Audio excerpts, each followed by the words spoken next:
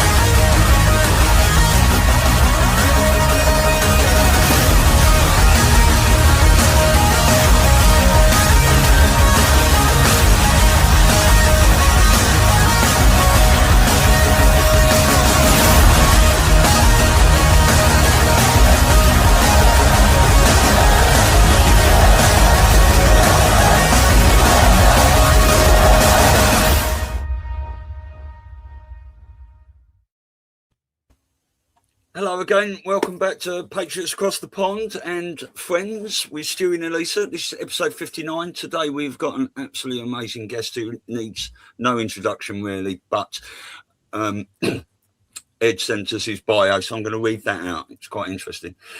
G. Edward Griffin is a writer and documentary film producer with many successful titles to his credit.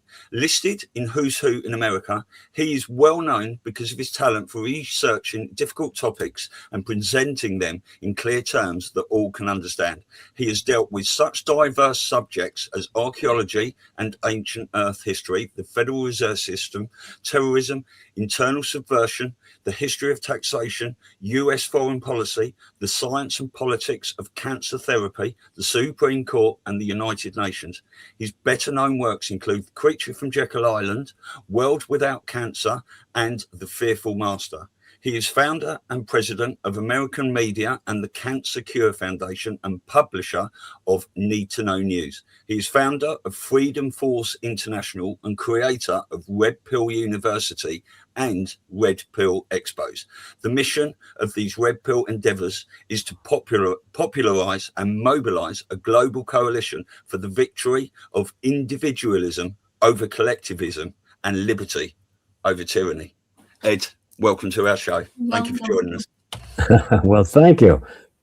What an introduction. It makes me sound so, like I'm like an encyclopedia. I forgot I did half of the things you just mentioned.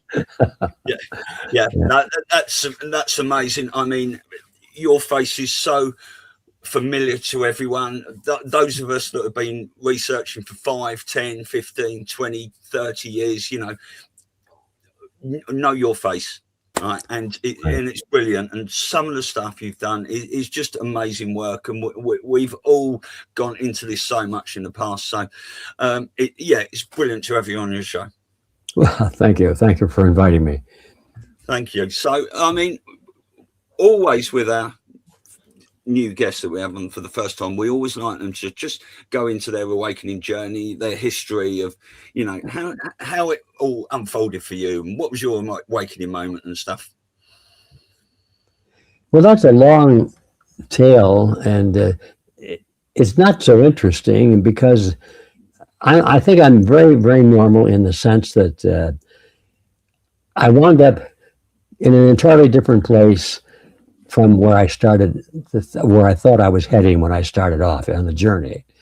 And I think that's common to most people. And, you just go in life until finally you think everything hunky-dory, and then all of a sudden you come up against a brick wall. Something terrible happens. It could be a health disaster. It could be family problem. It could be economics, who knows? All of a sudden where you were headed isn't working anymore, and you think you've lost it all and you have to do something else and you start over again. And in my journey through all this, I'm 94 years old now, and I've had to make a lot of those right angle turns in my life because I got up against a brick wall and I just couldn't go any further in that direction. But in my experience, that every one of those catastrophes turned out in the long run to be the greatest thing that ever happened to me, because it forced me to do something that was much more adaptive to my style, my life, my aptitudes, my interests, that I never even knew about until I was forced to examine those paths. And so anyway, that doesn't answer your question. It's just when you made me think about all of that, if I were to say how I got started, I really have to say I'm not sure. Because when I was a kid in Detroit, Michigan, I was like most kids, just having a good time. I lived on the east side of Detroit, near Belle Isle, which was an island in the middle of the Detroit River. And it was not the best part of town in those days, but I didn't know anything as a kid. I didn't know anything about the differences between a good part of town or a bad part of town. It was just my part of town. That's the way it was. And so I never thought about anything except just being a kid and having a good time. And a funny thing happened at the school. I was in grade school, of course, and I got an announcement that they were going to teach kids about radio. Now, remember, this is back before television, way back before television, and even radio was a pretty new thing to a lot of people in those days. And so by this time, radio was big. It was headquartered in New York, but Detroit itself had quite a bit of radio activity. We had the Hermit's Cave came out of there, the Lone Ranger, the Ford Theater. There were big theatrical radio shows coming out of Detroit. And I got suddenly wrapped up in all of that as a kid actor, a child actor. So I had this notice from the Detroit school system that there was going to be a class or an open house to show any children who were interested in radio how radio works. And we could visit a radio studio, and we could ask questions, and we could see and talk into a microphone and all of these things. And so I thought that was cool. I got on the bus, and that Saturday I went in and I got to this beautiful studio, which was on the top floor of a Board of Education building, because they had this big space, empty space on the top floor, and they turned it into a radio studio. Anyway, so I went there, and we had about 250 kids, I'm going to guess, crammed into the studio, and there was no place to sit down anymore. So we were sitting on the floor and standing in the back and crammed into the studio, and we got to hear about radio. And they showed us, you stand in front of a microphone, don't get too close to the microphone, don't get too far away. Take your script and tip it from your lips to the microphone, and the length of the script is exactly where you should stand, and so forth. And when the guy up there in the glass window points at you, that means you start reading your script. And if he does this, that means you stop. And if he does this, that means you speed up. And if he does this, that means you slow down. Oh, we learned all about radio signals and studios, and it was hot stuff, So the next Saturday I went back again, and the 250 or 300 kids was down to about 150. We didn't have to stand anymore. There were chairs for almost all of us. And we learned some more things about how vacuum tubes work on the radio and how the sound is generated and all that stuff. And that was exciting. So I went back the next week, and the size of the group had dwindled to about 95.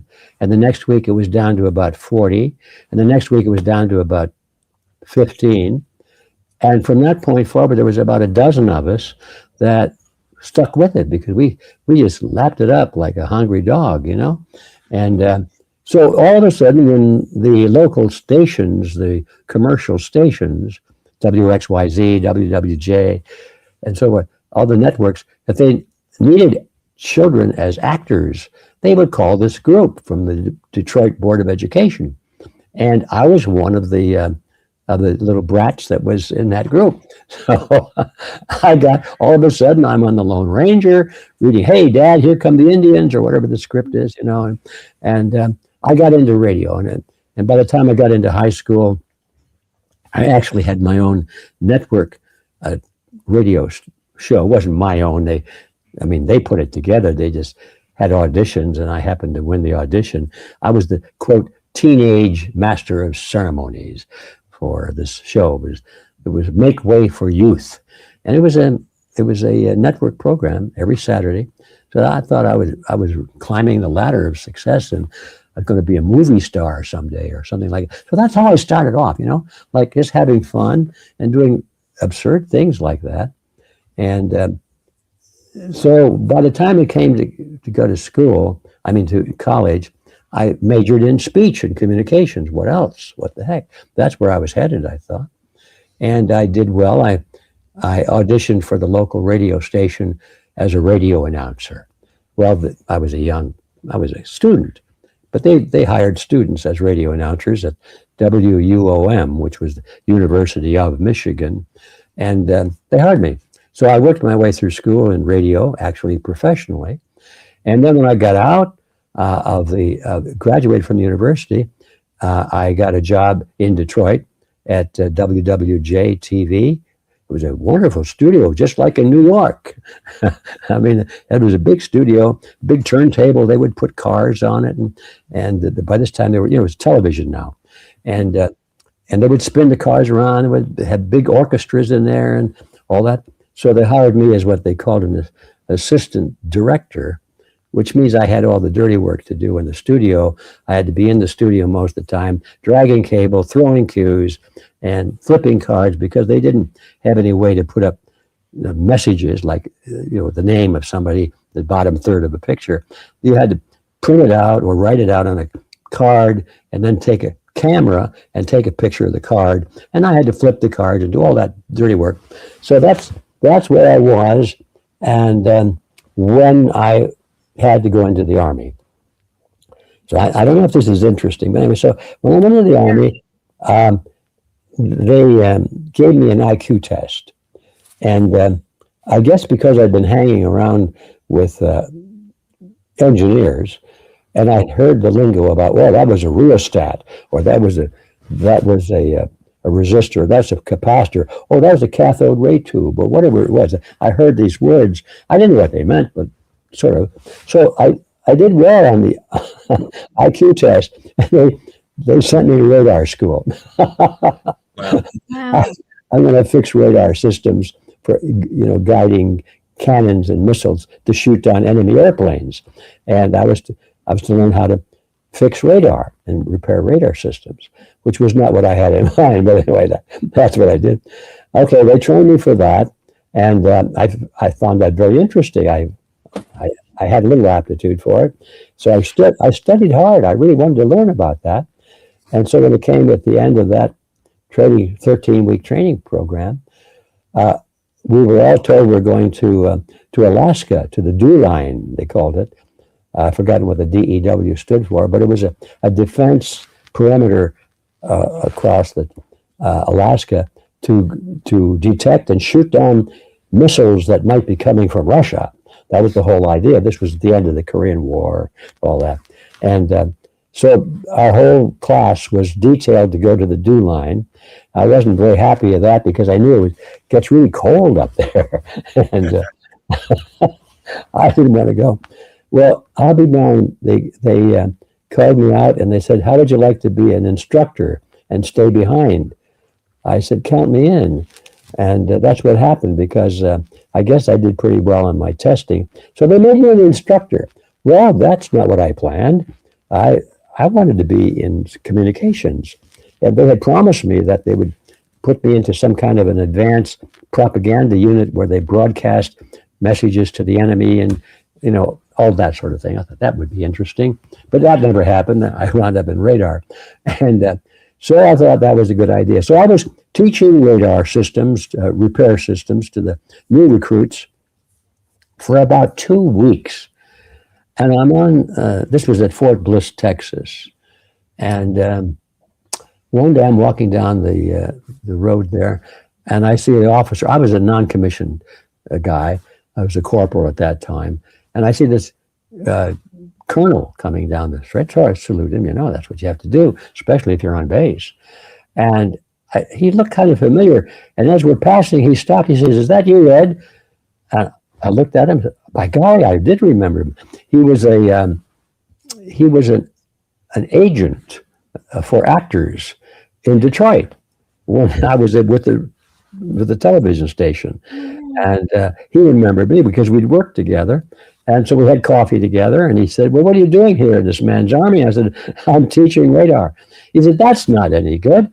He said, "We got to put you back to work where you want to be." I said, "Well, yeah, but I'm locked in." He said, "We'll see about that." Okay. Chapter 3. We move. So the first thing, I get my orders. I'm now going to be moved to the special services of the whole camp, the Fort Bliss there. They had 3, I think, buildings that were just places where the soldiers go to recreate. They have play sports. They have tools to make furniture. They can play chess games. They can listen to music. And they even, whatever they do, it's to recreate. So the colonel was in charge of that. And he said, "I need some help, people that really know what's going on in the field of communications and entertainment and so forth." So all of a sudden, I'm assigned as his assistant. I'm no longer teaching radar. Okay, that was pretty cool. 2 weeks later, the colonel gets transferred to the swamps of Louisiana. He must have done something bad. I don't know what it was, but he was gone. And they put a second lieutenant in there to replace him, who didn't know beans about anything in the field of entertainment, and in fact, he was kind of a low motivated guy. So I was doing most of the work anyway. And all of a sudden, I'm in charge of these things at the fort. I'm just a corporal. Well, by that time, they made me a sort of a sergeant, but not a combat sergeant, you understand, a technical sergeant. We always looked down our noses at those guys, and all of a sudden I became one. So anyway, this story goes on and on. So when it came out of the period of Fort Bliss, I was putting on USO shows for actors from Hollywood coming through, to treat the guys to put on shows for the USO shows for the soldiers.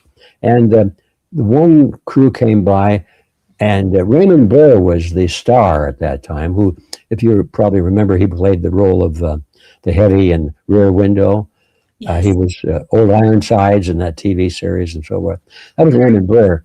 And he was the name, the celebrity name attached to this entertainment group that came through. So we got to work together for a few days before we put the show on. And I had to arrange all the banners and ballyhoo and promote it and make sure the soldiers came and turned out. We had to have a big turnout, of course, and get all the bleachers in place and the banners, and the trucks would drive around with the amplifier, said, "Come to the show, come to the show." We had to do all that. That was my job.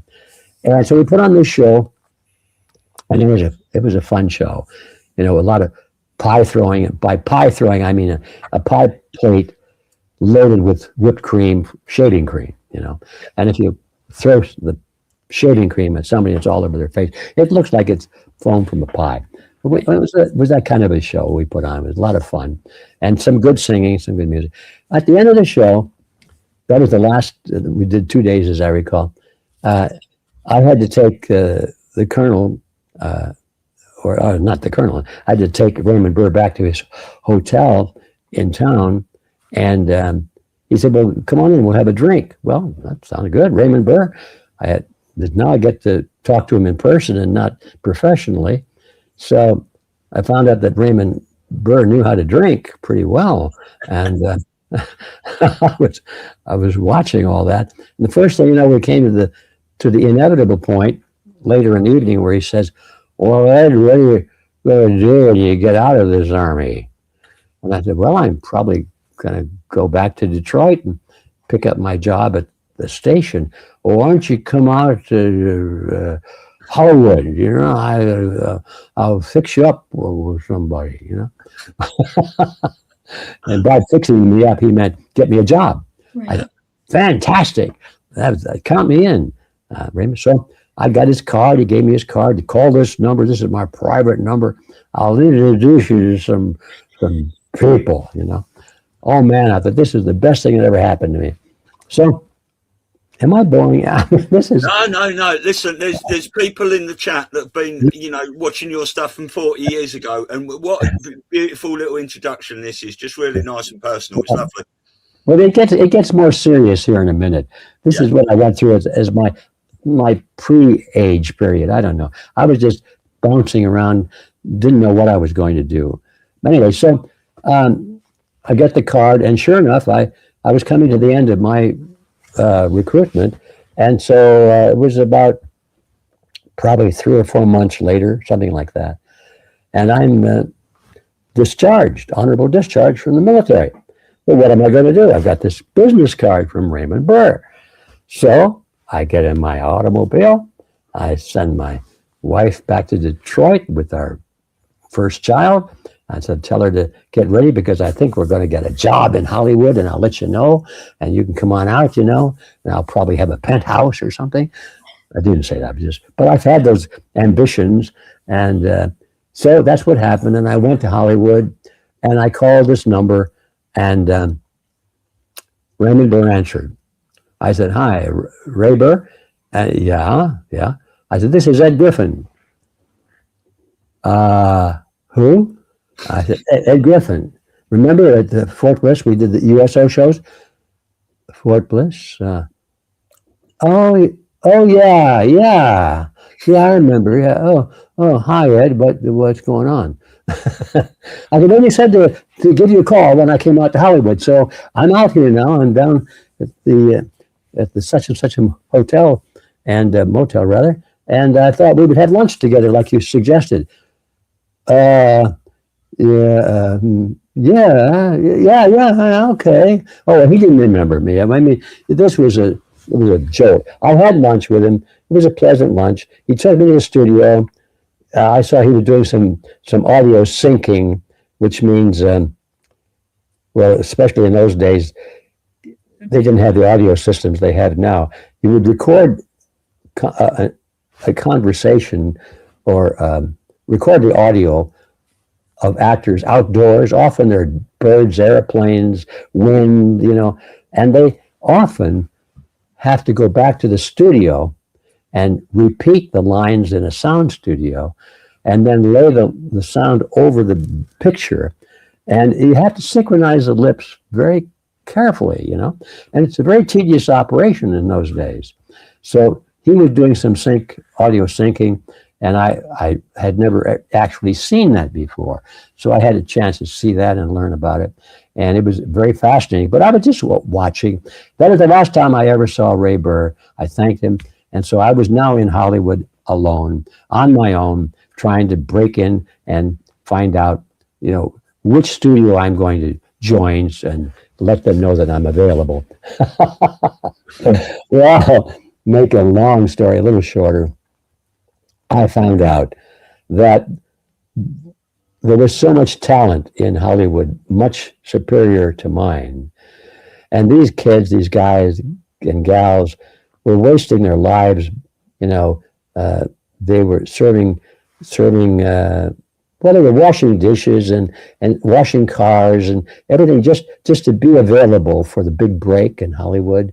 And they really had talent. A lot of them could sing and tap dance, and they were good actors. And there were some, you know, very good-looking people, strong, muscular guys, and gorgeous girls and everything. And they could sing and dance and everything. All I could do is just go, duh. And I figured that by this time, I'd better get serious. I've got a wife now. She came out. She was looking for that new luxurious life too. And we weren't living it. I was running out of my money.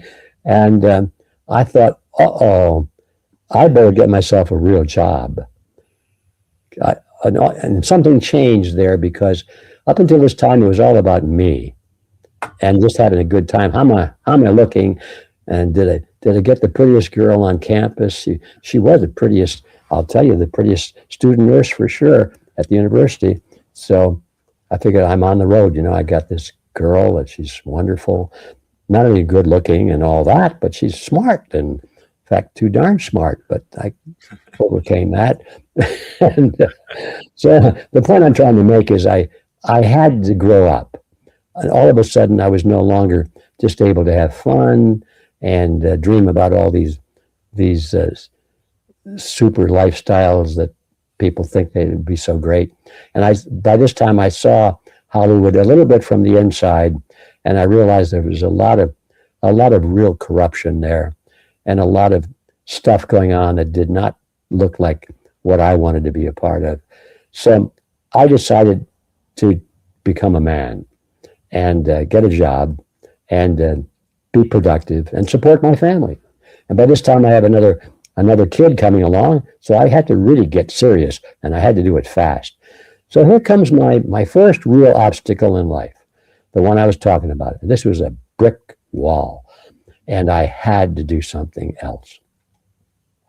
Well, it turned out I made a good choice.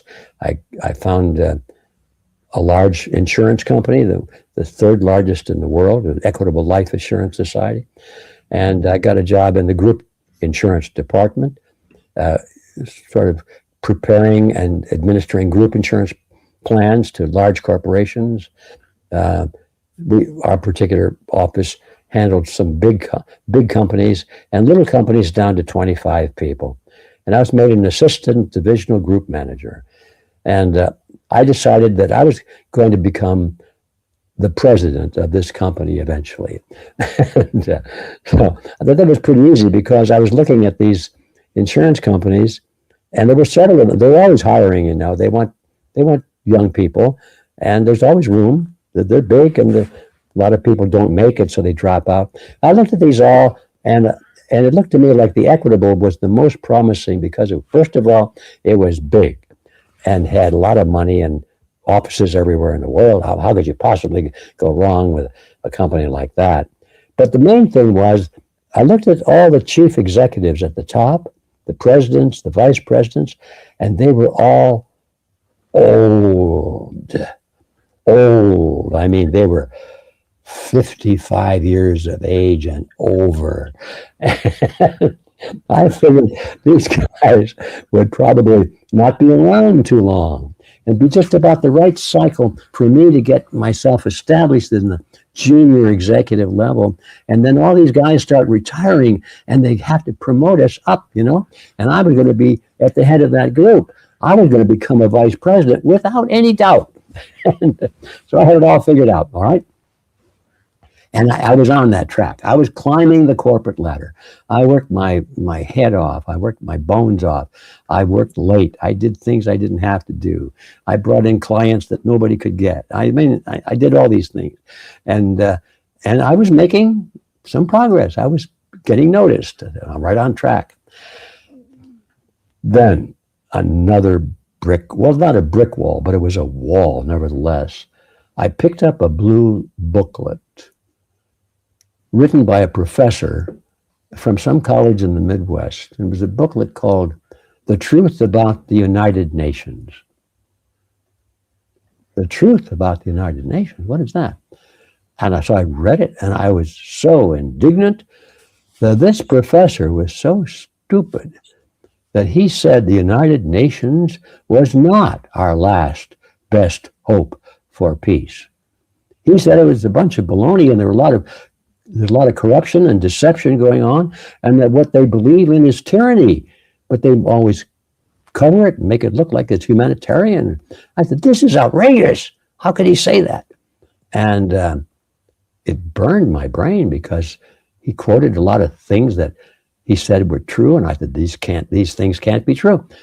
Okay, so I decided I don't know where this came from. I decided I was going to prove him wrong.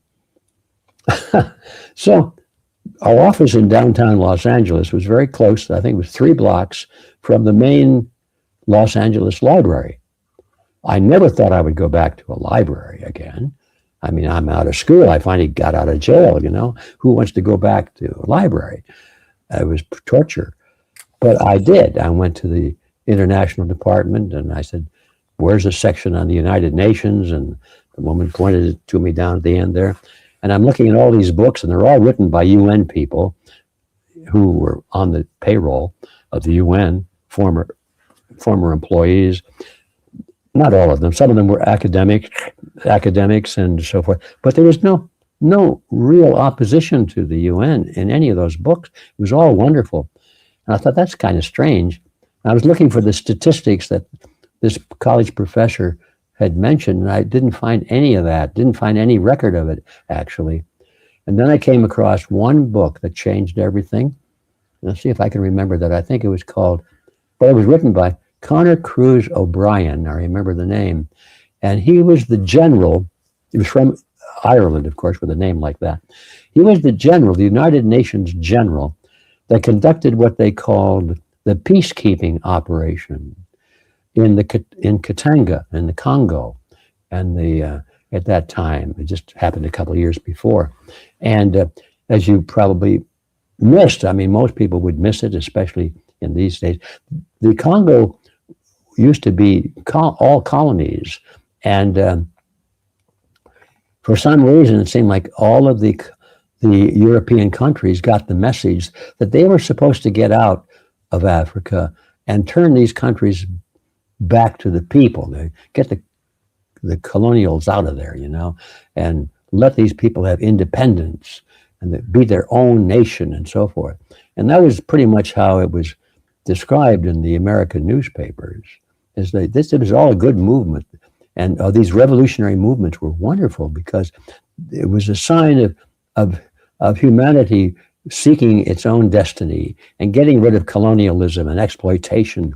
And I didn't realize at the time that those words that were being used to kind of change my attitudes were actually taken out of the Communist Party manual. I didn't know anything about the Communist Party at all in those days. But what I found out in Connor Cruz O'Brien's book about his episode of leading the United Nations peacekeepers in the Congo was a game changer for me, because the son of a gun was totally honest about everything, including how the United Nations was lying and colluding to do just the opposite of what they said they were doing. Except Connor Cruz O'Brien was telling it in a way that made it sound good. He said, for example, I think this is as close to a direct quote as it could be. He said, the United Nations Charter says that the UN should never interfere with the internal affairs of any nation. Each nation is to make its own destiny, and the UN should be there simply, if for any reason, simply to restore peace and order, but not to bring about regime change or interfere with the internal affairs of any nation. It's right in there. It is. Read it. And he said, of course we did. That's why we went, is to interfere with the internal affairs of these countries. And he said, of course, we lied like all government employees lie. And this was his kind of, so I'm reading this thing and I'm getting a real education for the first time. And I came out of that thinking what this professor was writing about in like a little college in the Midwestern US was absolutely right. And I was indignant because I had been taught a lie. Yeah. I did not know that I had a crusader gene. But it started to rattle. And I couldn't get this out of my mind. And I started to look deeper in other areas. And I discovered that, yeah, this is common. And this is much bigger than I thought. And it was a shock. And all of a sudden, I wasn't thinking about that corporate ladder anymore. Something happened to me. It's just amazing. Looking back on it, I became a different person. I started to think about something other than myself and my family. There's nothing wrong about that, of course. But I started thinking about my neighbors and about my fellow Americans. And then I started thinking about my fellow human beings all around the world. And I got to thinking about such abstractions as freedom and independence and sovereignty. And I started thinking about things I'd never even heard about up until then. And this is perhaps the biggest swing at that point. I decided I was going to do something about it. I mean, this is how stupid it gets. You know, I'm one person, but I think, where do I tell the world about this? Right. And what year was this, sir? Pardon? What year was this awakening?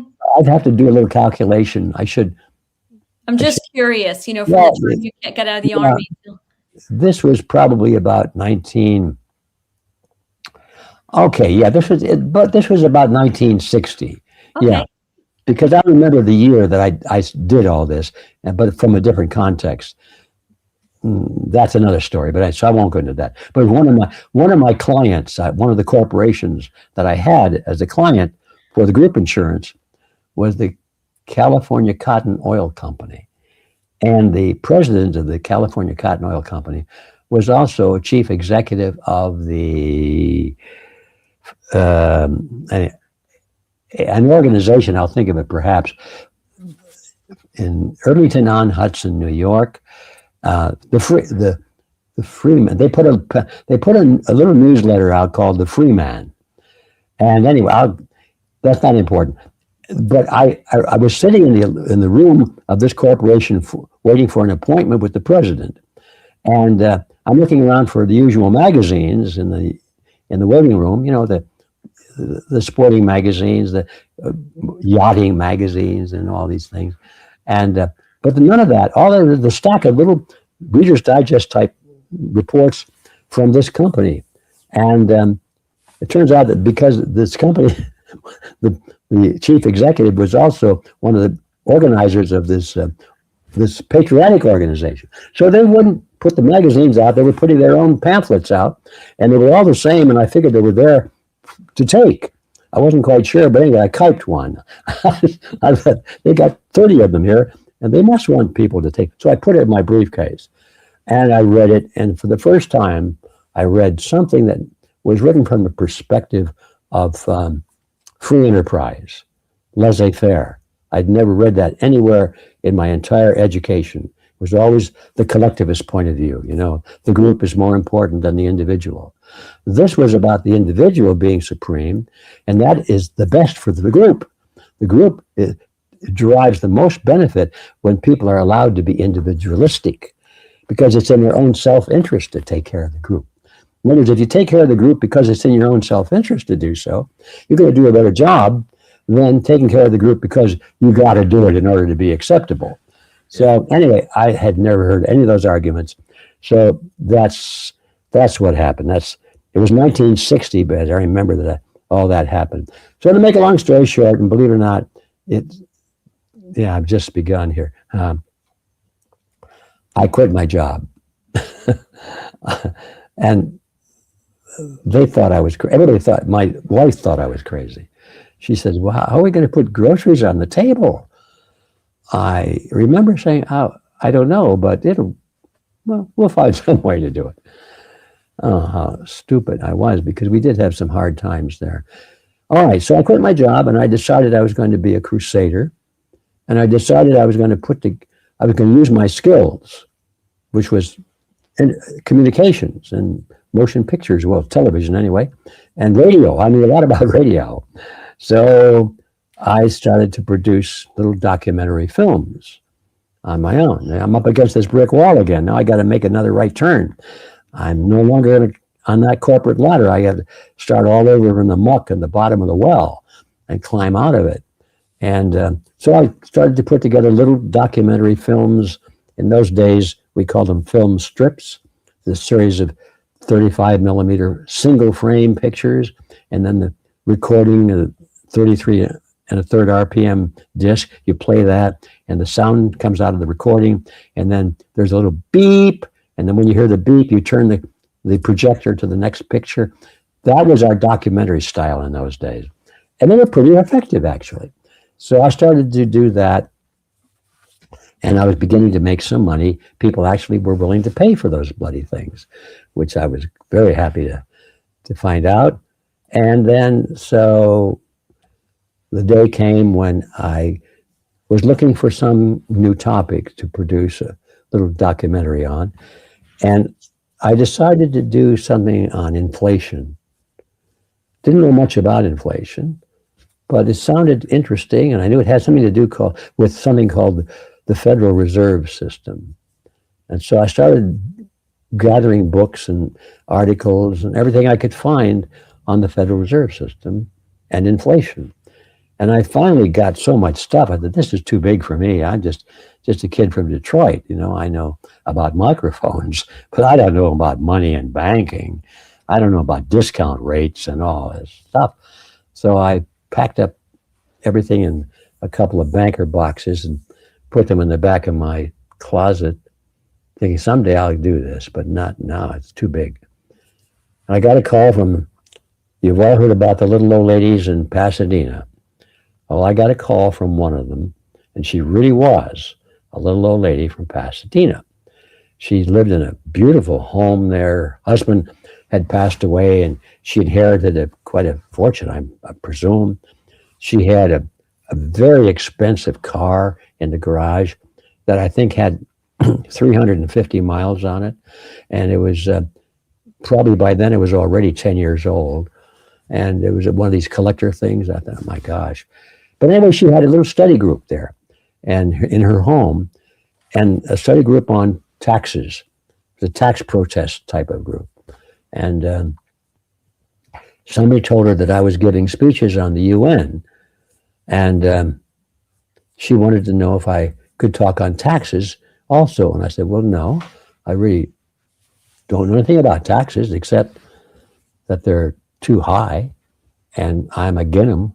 What else can I say? That's not a speech. I said, wait a minute. I could talk to your group if you wanted me to about a hidden tax. Oh, a hidden tax, what is that? And of course, I'm thinking about inflation, which is a hidden tax. But she said, what is it? I said, well, you'll just have to retain my services to find out, won't you? She took it in good humor. And she said, yeah, okay, let's find out. So I went and gave that talk on inflation and being created by the Federal Reserve System on purpose as a scientific move to plunder the American taxpayers. And it went over pretty well with that group. And afterwards, there was one chap there came up to me, an older gentleman. He said, you should put that on the road. That was a great talk. Well, you know, when you have someone like me that is giving speeches, and that's his training to communicate if he can, and somebody says, put it on the road, I think, wow, oh, that's not a bad idea. It's a great idea. So I put it on the road, and I put on a series of one-day seminars called A Crash Course on Money. And I know I'm boring a lot of people. I'm embarrassed. No, people are loving this. Is a beautiful story. That is not what's coming in the chat. That's what I can tell you. Is it? Oh. They're loving it. Well, I worry about that. And these ideas are these memories are flooding into my mind as I go. So anyway, I put it on the road. All right. And it was very well attended and people liked it. And I thought I was doing some good. I was teaching them about how money comes into existence and what the difference is between sound money and bad money and what that means. Sound money means the preservation of your purchasing power that you worked for, and bad money is the stealing of that purchasing power that you worked for, stealing it by governments and banks and so forth, so that you worked hard for $10 in the old days, but now your $10 that you've been saving all these years for your retirement will buy you a candy bar, you know, that kind of a thing. And so one day, and it was back in the Midwest again, at the end of one presentation, another little old lady came up to me. Now, she wasn't from Pasadena, but she could have been. And she said, Mr. Griffin, and this slayed me. Mind you, I'm still in my 20s, I think, late 20s, maybe 30 years old. And she's probably about 65 or 70, and she calls me Mr. Griffin. I remember that day. I felt so embarrassed. Anyway, she says, Mr. Griffin, when my husband died, we had a small insurance payment, And I've invested it in some apartments that we rent off, but I'm in debt. And now, having learned what I just learned, I have to ask you, is that a good strategy for me to be in debt, or should I get out of debt?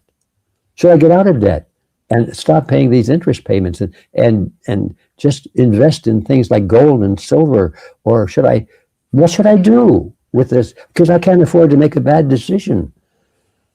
And I can remember, just my telling this to you now, I can remember the feeling I had when she asked me that question. She really thought I knew the answer. And I didn't. I knew about inflation. I knew how it comes to be. I know how destructive it is. But when somebody asked me, what can you do about it? I was as stupid as a rock. And so I thought, well, then I gave the usual answers. Well, you should diversify, because you never know, bad days come along. So you never put all your eggs in one basket, and all those cliches that we all hear about. But I really didn't know the answer to her question. And I stopped giving those presentations then, and I enrolled in a course called College for Financial Planning.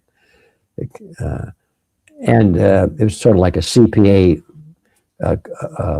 designation. You get to be a CFP designation. So it normally takes a couple of years to go through, and I decided to crash through it, and which I did. I really devoted myself to it totally. I wanted to find out about real investments. How do you make money? How do you preserve money, And I got my CFP designation, not because I wanted to become a financial planner, which I never have, but I just wanted to learn about real money markets. And I came out of there with a stunned feeling, and that is that these people teach you how to make money, teaching other people how to make money, but they don't really teach you how to make money any other way.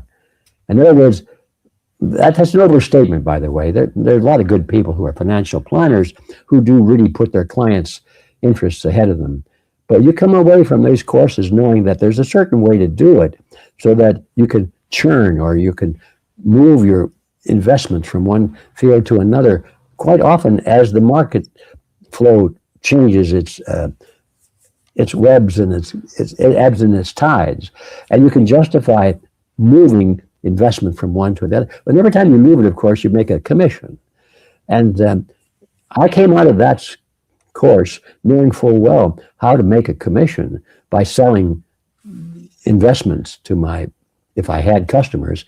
I could sell that with great articulation as being a good move, but knowing deep in my heart that eventually inflation is going to destroy it all. And I came away really, my gosh, these people really don't really understand the markets either. And that made me indignant. And that's when I decided I was going to write a book about the Federal Reserve and the destruction of money, and how that turns out eventually to be legalized plunder of the common man. And okay, I'm getting closer and closer to this end of the story, as you can guess. So I decided to do the book. Well, that is when it really got tough, because it's one thing to talk about a topic, and it's one thing to feel that you understand it. But when you have to explain it, it puts the pressure on you considerably.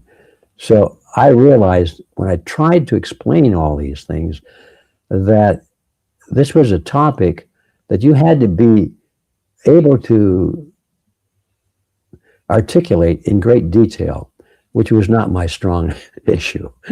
I mean, the details, I figured, well, don't worry about the details, just worry about the main points. No, if you're going to do a book, especially knowing in advance that your book is going to be unpopular because you're going up against one of the greatest lobbies and cartels in the world, which is the banking industry, you better be prepared to defend yourself at every little detail, because otherwise they'll eat you alive.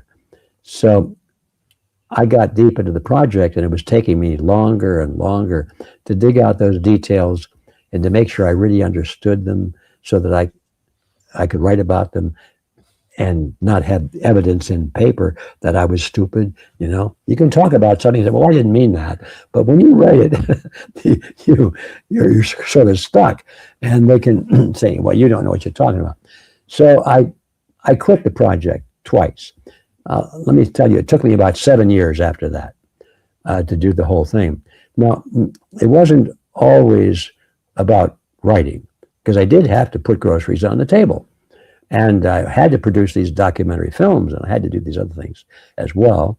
So probably only about 3 years of actual time writing, but over a 7-year period before I actually got to the last period at the end of the last sentence, at the end of the last page of the book.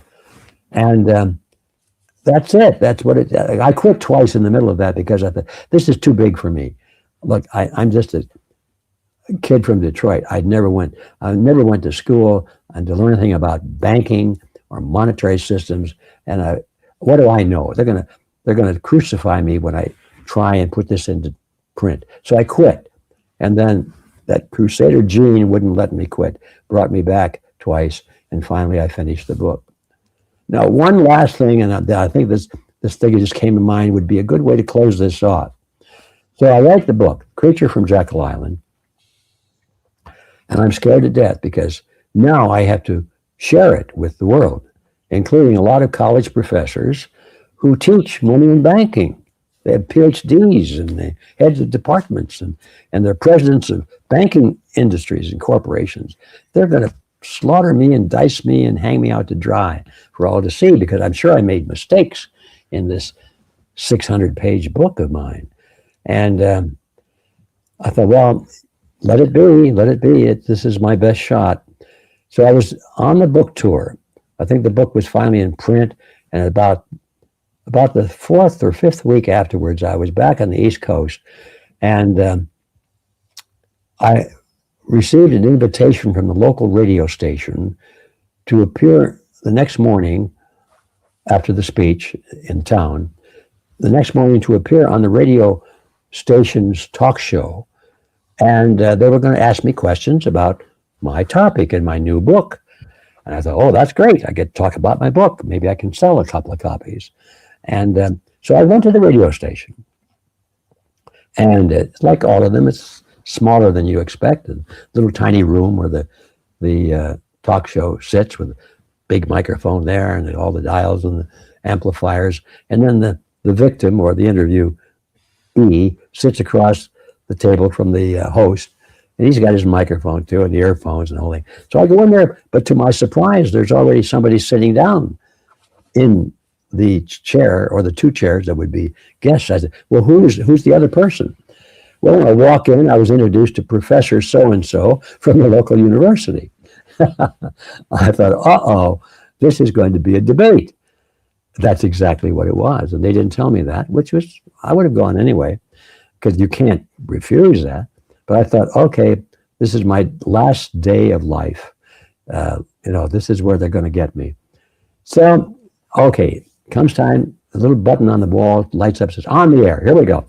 And so the host introduces me and the professor. It explains what the debate's going to be about. And then he turned to me and said, well, Mr. Griffin, why don't we start with you? You wrote the book.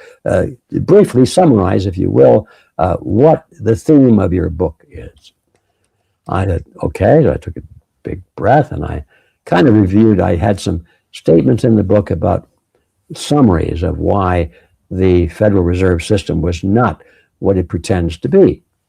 And so I went through those as best I could. And I thought, well, here it comes. And he turns to the professor and he said, well, what's your response to that, Professor? And there was the longest pause, and I was waiting for it to happen. I was like waiting. And he didn't say anything for a long, long time, and it became a little embarrassing.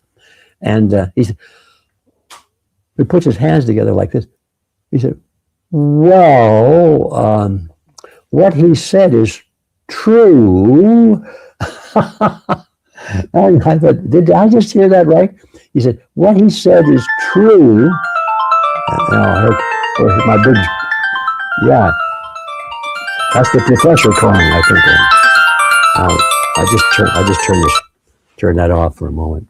Sorry about that, everybody. Oh. So back to the professor. He said, what he said is true, but we're doing well, aren't we?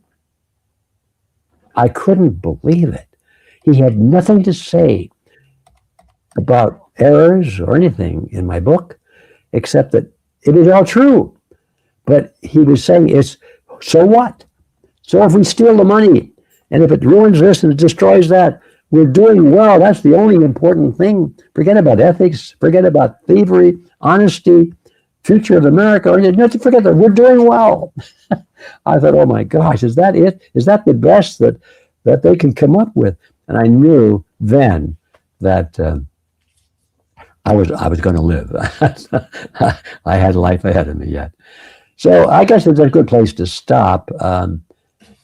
That's how I got into it. And I never knew at each step why I made this turn or that turn, but I just got into it. And that's my story, and I'm sticking with it.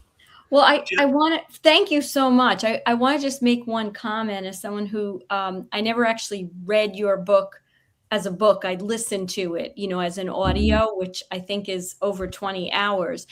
And what, just aside from all the information, the details, the facts, what I love most about the book is the way you weave a story and you tell it in a factual, but it's so entertaining, and you kind of pull the reader into this whole journey from the beginning to the meeting on Jekyll Island, and then filling it in with all these very important facts, even though it's working okay, and how that affects everyone. So I think that's one of the reasons the book has been so successful, because of the way in which you create. I mean, I felt like I was in a movie almost, it felt yeah.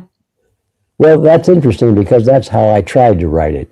Yeah. I realized that there are a lot of books out there before I ever was born, and on not just the Federal Reserve, but on banking in general and money, but nobody reads them except professionals, because they're dry. There's a lot of details, but what I saw was not a profession. I saw a crime. Yeah. When I looked at this thing, there's some crooks out there wearing very expensive clothes and driving around in limousines and silk hats and all that stuff, but they're criminals. And this was the crime. And I decided to write it like a whodunit. And so I wrote the books to find out who done it and how they did it and how they covered it up and what their plans are for the future. And so it's a story. You're absolutely right. It is a story. Yeah. Of theft. Yeah. I just want to say, I think that's beautiful. We had a few comments come in, and I didn't want to put them up while you were talking, because I know you've got a small screen. But, I imagine when you go on certain shows, they crack straight on with the book and Jekyll Island and the Fed and stuff. So that was absolutely wonderful to hear your, full journey. I'll just put a couple of comments on the screen. Thank you for your service to humanity, sir. Blessings. That from Hair Shorts. Billy says, you're looking great for your age, sir. Hold on. Love and Light said, good move. Listening to a wise man. Me too. There's a couple more here. We are listening with great pleasure. A Dutch crumbler that was. Billy Club said, we are loving this. And James said, what an honour to hear this, man. Thank you. So, that was wonderful little start to show. Absolutely beautiful. Thank you very much. Yeah. Well, thank you for being so kind and patient. It's embarrassing to talk about yourself, but when somebody asks you to do that, well, how can you not? Yeah. Well, you've created a very important piece of literature out there. And so knowing where it came from, is I think equally important to the facts that now are the content of the book. And you're right. That's how Stu and I like to get to know our guests, not just the end result, but how did you actually journey to this point? Yeah. So thank you. Well, I appreciate the opportunity to do that. And I would love to inspire, especially young people, to check often to make sure that if their gene starts to rattle, their crusader gene starts to rattle, don't fight it, follow it, because it'll open up your life. You'll realize there are thoughts inside your brain that you never knew you were capable of, and it's part of your humanity. Well, that's what we've all done, isn't it? We've all had that crusader gene fire up in us, and this is why we're all doing what we're doing. Your book has, it's on the 5th edition now, isn't it? Last released in 2010. Yes, the 5th edition has been it for quite a while now. There's probably going to be a 6th edition very soon. Don't ask me to define very soon, because I'm working on another book, which I want to finish first. But this might stimulate your audience a little bit to know that, in my opinion, the Federal Reserve System is defeating or destroying itself on purpose. And because it has bigger plans, even worse plans than what it is now. And of course, it won't be called the Federal Reserve System, but it'll be the same group of people and the same international banking cartel and their partners, the politicians, of course. So when that transition happens, then the Federal Reserve won't even exist, or not as it does now. And it'll be time for a new name. I don't know, maybe we'll call it the creature from Manhattan Island or something like that. But anyway, so yes, I think there's probably one more edition yet coming to record for history how the Federal Reserve System decided to destroy itself so that it could justify creating another monster that's even bigger and uglier. Well, so many eyes are on so much stuff that's going on around the world at the moment with Trump and potentially this military operation and, what's happening. But it's very interesting to see it all unfold. But obviously, with your journey into creating this book, that took you on other avenues, learning about the New World Order.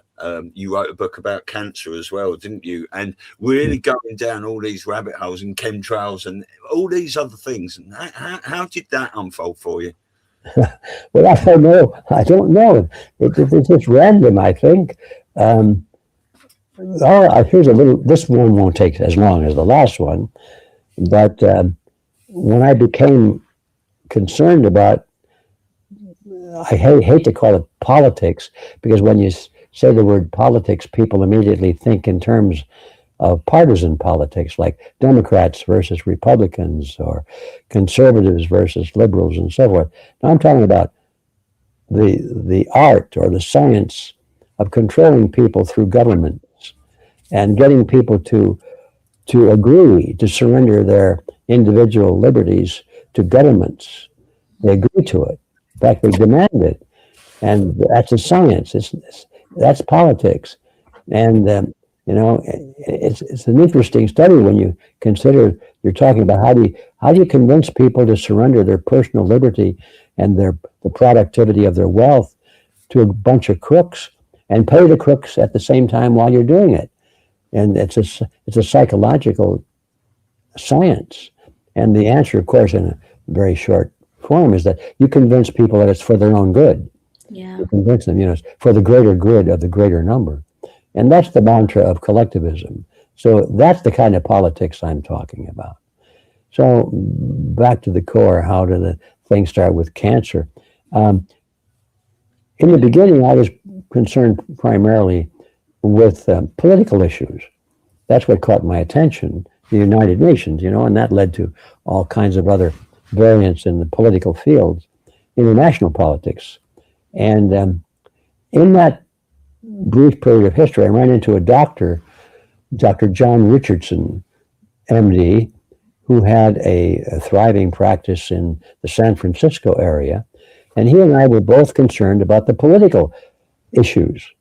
He's a doctor. He fixes people up who are sick.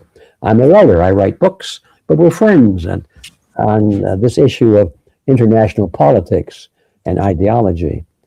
And one day, Dr. John said to me, I need your help.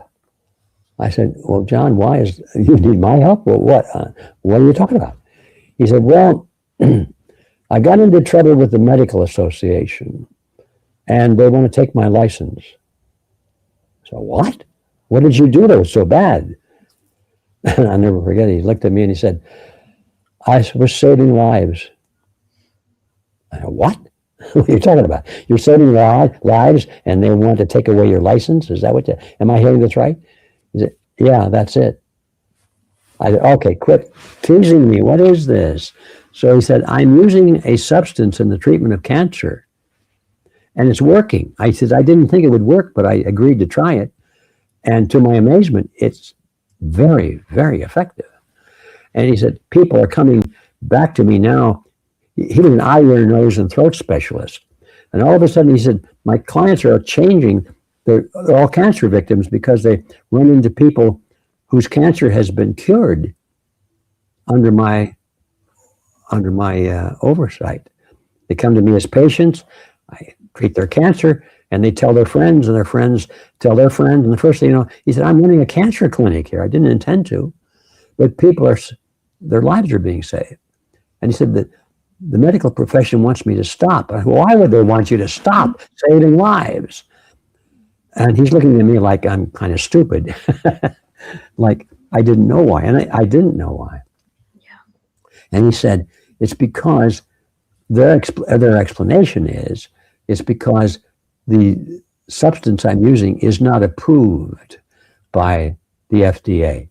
And we're only allowed, supposedly, to use tested and approved therapies. And if we don't use those, and we use something that's not approved or not tested, those substances are automatically called quackery. I said, John, you got to be kidding. He said, no. So all of a sudden, my path made a right turn. I said, well, I'll be glad to help you. What do you want me to do? What can I do? He said, well, I want to produce a short article that I can publish in a magazine or send out to the local newspapers so I can build some popular support and understanding for what I'm trying to do so they'll let me do it. I said, well, sure, I'd be glad to do that. Thinking, oh, well, this will take maybe a week, maybe 10 days, but I could handle that. And he's my friend, and besides, it sounds like a very interesting topic. Again, I'm the last person in the world. You talk about banking being a complex topic. Try cancer therapy and see how easy that one is. I had no idea how much voltage was in that wire that I was about to grab hold of. So when I agreed to help Dr. John Richardson write an article to explain what he was using and why it was effective in the treatment of cancer, much more effective than anything else on the market, I had no idea what I was getting into, and I was the last person in the world qualified to do it. What do I know about health? Doctors, that's for researchers and smart people, you know? So, but I agreed to it. And like the story on banking, the deeper I got into it, the more I realized that this is huge. This is a huge topic, and it's extremely serious, and it's real. It sounded at first like maybe my friend had gone off the deep end, but no, he was in the deep end, all right, but I wasn't even in the water. Didn't even have my little toe in the water yet. So anyway, make a long story short, I agreed to write this thing, and of course, then I had to interview scientists who were involved in the development of this. I had to talk to a lot of doctors, other doctors who were using it. I interviewed patients. I got their records from the hospital, and they really were diagnosed as cancer patients. Some of them had surgery. Most of them were told that they couldn't live more than a few more months and to go home and get their affairs straightened out. And only then did they come to Dr. John for help, because they didn't believe in it either, but their family or somebody said, well, you got to give it a try. And most of them didn't have any faith in it, but they did it because to please their friends or their wives or their husbands. And then we found out that the darn stuff works. So that's how it started. And the book is called World Without Cancer, the story of vitamin B, B17, otherwise known as Laetrile. And of course, most people have heard of Laetrile by now as being some kind of a quack treatment and all that, because that's what the media pushes out. It's anything but quack. And frankly, by comparison to chemotherapy and radiation and a lot of this wild surgery that goes on in the name of orthodox medicine, I came away with the feeling that the quacks are all on the orthodox side, and the people who are on the natural side, who, by the way, consider cancer not to be a disease caused by something. They consider it to be a disability caused by the lack of something. It's a whole different perspective. It's like scurvy is not caused by something. It's caused by the lack of vitamin C. Mm-hmm. It's as simple as that. Yeah. And cancer, yeah, it's simple as that when you finally get deep into the science of it. So anyway, that's how it all started, and you know how it ended. It's still not ended because people are still dying left and right. Now, especially since COVID has destroyed what's left of the immune system for many people. Now the immune system isn't there to keep the natural balance going. And so almost anything like a common cold, if your immune system is down, you're going to die from a common cold, and they'll call it COVID. Mm-hmm. Crazy times. And can I just ask what happened to Dr. Richardson? They took his license. Yeah. And he had to go to Mexico. He practiced medicine in Mexico, in Tijuana, and had a lot of patients down there, but that didn't work. As you know, he's had a family back in San Francisco, and but that's what happened. They took his license. Yeah. And they I'm surprised they didn't throw him in jail. Well, but it was a vicious court trial and everything. I'll just give you a little example. Dr. Richardson had a cancer clinic going by the time I got to the end of the book that I was writing for it. And it was a big cancer clinic, and there was a lot of money coming in. Well, a lot of money going out too. He had a huge staff of people, had a huge facility, and a lot of his stuff had to come out of Mexico. The Laetrile, you couldn't buy. Where do you get Laetrile? Had to come from Mexico. And then I found out, I did my own research, that even in Mexico, they were getting most of it from Germany. It was being made by a factory in Germany. Gallia. I wish I could remember the name of it, because I went to Germany and visited the factory myself, and I met all the people down there. Cotton Industry, Kadin. And anyway, so I digress again on all these side stories. So Dr. Richardson had this clinic, and when they went to court, the prosecutor told the jury, look how much money this man is making. They didn't want to talk about the cancer patients that were being cured. They wanted to talk about how much money this man is making. And it was, millions of dollars, because he had several banking accounts. I knew this.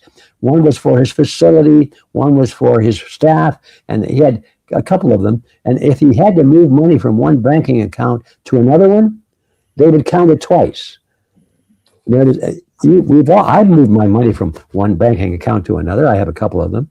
Not big ones, but I do move them occasionally. If I'm short on one, I'll move it from the other.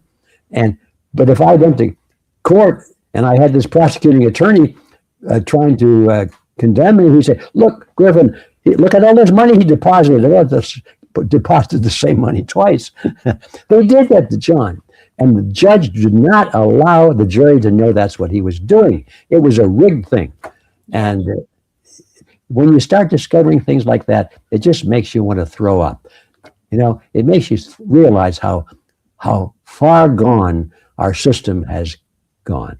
We need to clean this thing up from top to bottom, left to right. Everywhere you look, I'm speaking now to your audience now. Ladies and gentlemen, everywhere you look, all of the things that you cherish, thought you could believe in, like your medical profession, like your bankers, like your politicians, the ones you vote for, the man you can trust, it's corrupt. And you have to face that reality. if you want your children and your grandchildren to live in freedom, they're about ready to close the clamp as soon as they can. It's time to get up off of your duffs and off your couches and out and do something about it. Mm-hmm. Look for your gene, let it rattle and resonate to it and join with us. Yeah. We the people must make a stand. I mean, we've all learnt about what the Rockefellers have done to medicine over like the last 100 years, turning everything from holistic to petroleum-based, the Cancer Act of 1939. And I don't know if anyone's seen, we've seen loads of movies about people being, just like your friend there, the doctor was, had his license revoked and stuff. But I don't know if anyone's seen the Brzezinski movie. Have they, with Stanislav Brzezinski? Absolutely fantastic film about what they did to him and how he was curing cancers with anti-neoplastons and stuff. It's amazing. And this is just everywhere. Like you say, the whole system is corrupt. The teachers, and there's no way you can't not look and see corruption, and everyone's got to get up. It's we, the people, need to make a stand against all of it. Yeah, and I get advice all the time. Well, Ed, don't be so harsh. You don't want to frighten people away. You don't want to insult people. You'll get them mad at you. I don't care. We've got to do something about it, Yeah. I feel we just can't pussyfoot around anymore. We'll call a spade a spade. 100%. Now, I know part of what you're doing now, right? I wanted to give you an opportunity to talk about the expos. Oh, yes, one of my favorite topics, if not my favorite topic, is because at the Red Pill Expo, which is sponsored by the Red Pill University, they're pretty much the same thing, but they have different missions. It's all about what you do about it. It's not just to learn about it and go, oh my goodness, isn't this terrible? It's what do you do about it? How do you grab hold of those levers of political power that are in the hands of these monsters right now?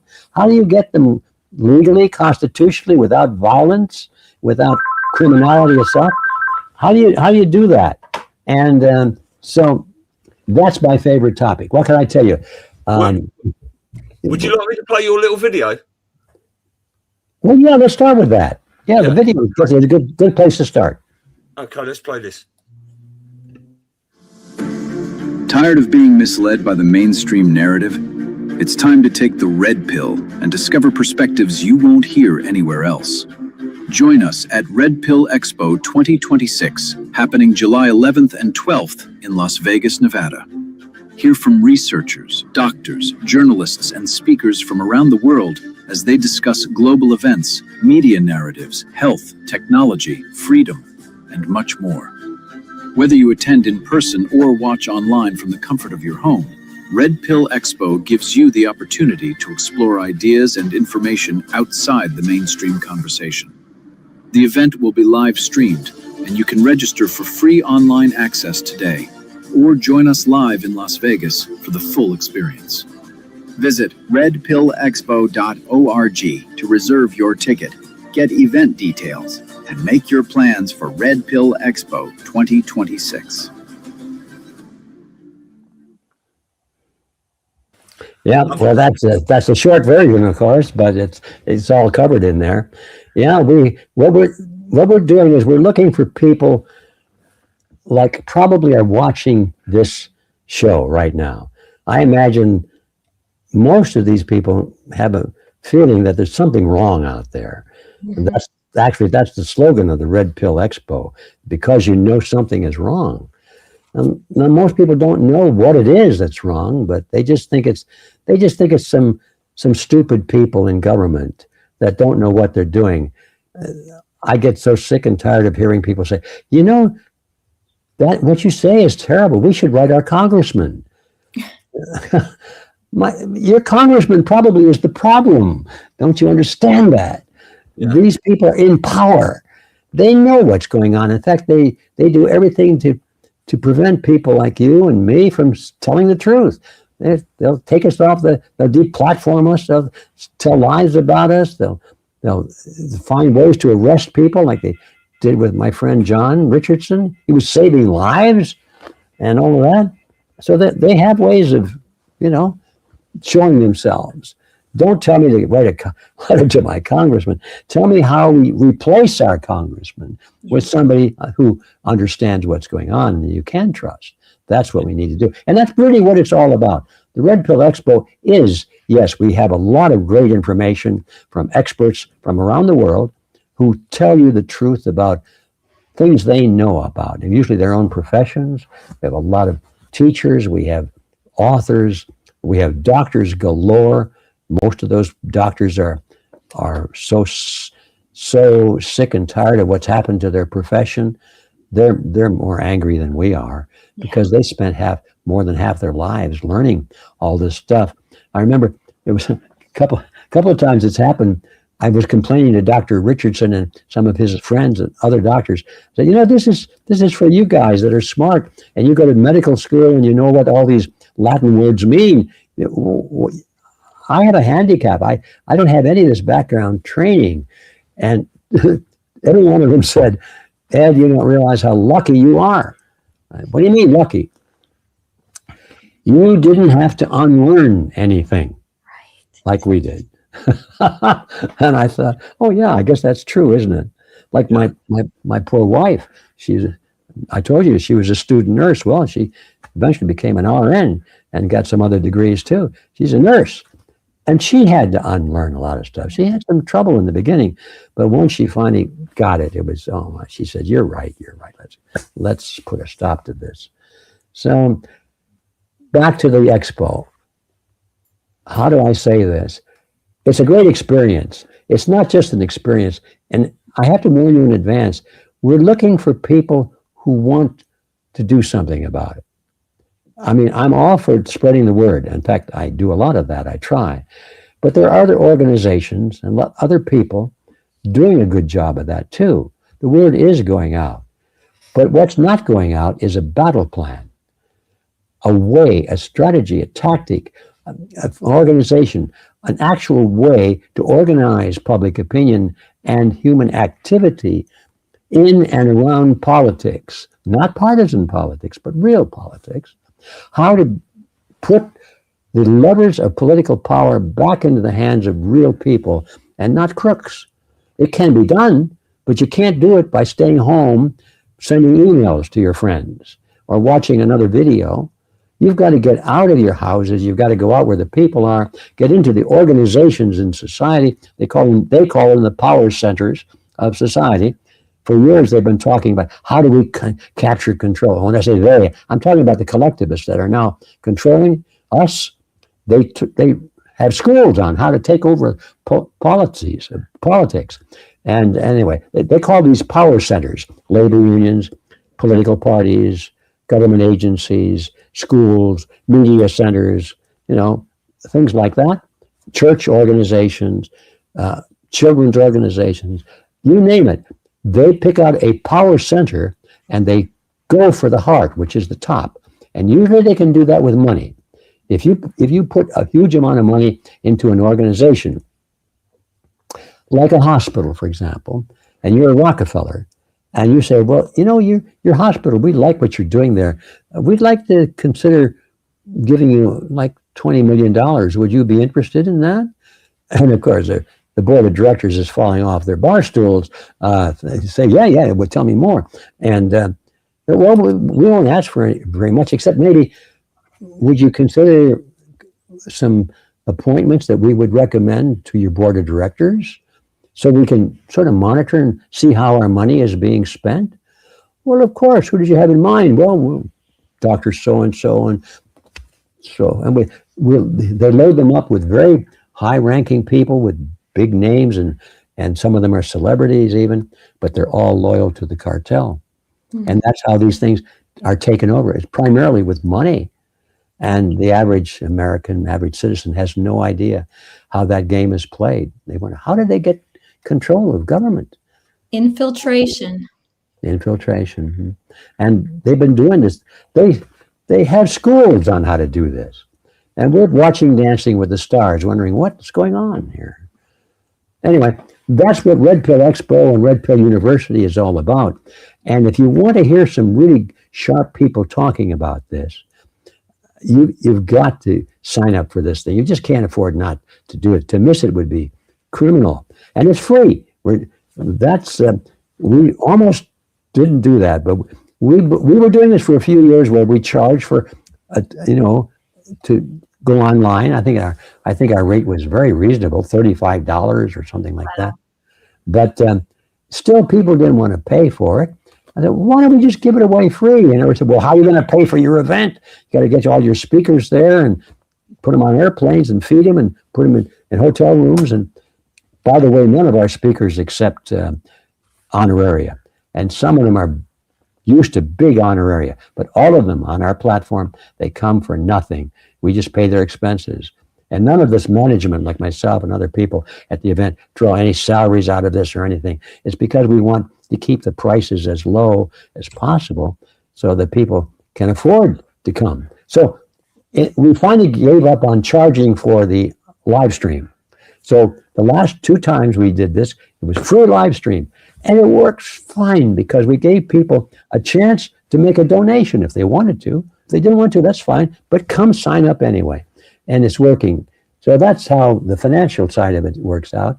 But what we were doing with that afterwards, we get the funnel, the big funnel will reach out to, let's say, the big funnel who will come to these events or take an interest to even watch this program probably represents about, I'm going to guess, 20% of the population. The other 80%, forget it. They're not interested. Or they're antagonistic toward it. Maybe they think we are the enemy. They're on the other side. But most people just don't know. They're just in a state of confusion. Leave that up to the politicians. I don't like politics. It's dirty. Don't bother me with that talk. So they just, back away. So I'm looking at about 20% who would be interested in this. And then after they get involved and they see that we do have a plan, and it's a workable plan, but they also realize that they have to implement it. They're the one we've been waiting for. Now, all of a sudden, that number of 20% drops substantially, probably to about 5% or 8%. Yeah. And then, okay, 8%. I like that number. Now let's go to work and put together an organization and put on events locally. And let's recapture control of the Board of Supervisors, the county, the City Hall, the Sheriff's Office, the Board of Education. All of these local political issues are available to organized citizens following constitutional methods.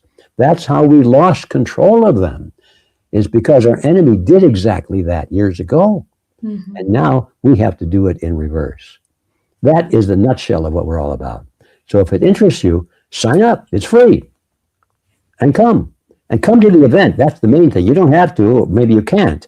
But if you can, that's where you get to meet other people of like mind. That's where you can get involved so much faster. And you'll be surprised what a morale booster it is to know that you're not alone. Yeah, you speak the truth on that. And so many of the people that are in our chat and follow us, that's the main thing they've said. They've just felt so isolated, alone, cast aside because of their understanding of what's really going on. So you're right. The community is really where the power comes from, because then you can do a lot of things when you feel that support and love. Yeah, very, very important. Yeah. And so what more can I say? I don't know, but you're just not stopping. And you are such an inspiration, really, aside from the things you've done career-wise, just as a human being, sir, you are just such an inspiration, because let's face it, so many people are brainwashed that when they get to be senior citizens, which is a number, they start to believe you're supposed to feel this way. You're supposed to go to 12 doctors a week. You shouldn't walk that fast. You shouldn't do all the things you did, right? And it's all brainwashing. Right. It's very psychological. And of course, you can get sick. You can get sick, but you can recover better if your attitude is good. Yes. And especially if you get rid of toxicity. And let me just talk for 30 seconds on that. often people will say, well, how do you do it? What's your secret? And so forth. The answer is, I don't have any secrets. Everybody knows what I do, and they know to do it themselves, but they don't do it. And for example, I think the most important thing, my wife, by the way, I'm lucky I married a younger woman. She's only 93. Oh, bless you both. But we both have similar ideas on diet and that kind of thing. Sure, but I love sugar and I fight against it. I got to take that little piece of chocolate almost every day, a little piece. I got to chew on. So I'm not a real strict devotee, but I do my best. What I'm leading up to, people ask me, "What's your secret?"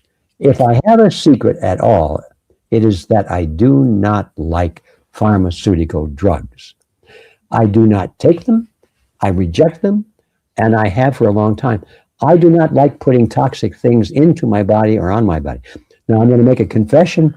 This is going to hit the news. I don't use soap. What? You don't use soap? No, I use the old scrub method, like the people do. You get some friction on your body. You can get the skin off and everything. But you know what's in soap? Read the ingredients sometime. Even those little Debbie soaps with the angels and little babies and everything. It's loaded with toxic stuff. Hair shampoos. People load their system. The hair dyes and all that kind of thing. And you look what they put on their bodies and what comes out of this water spigot.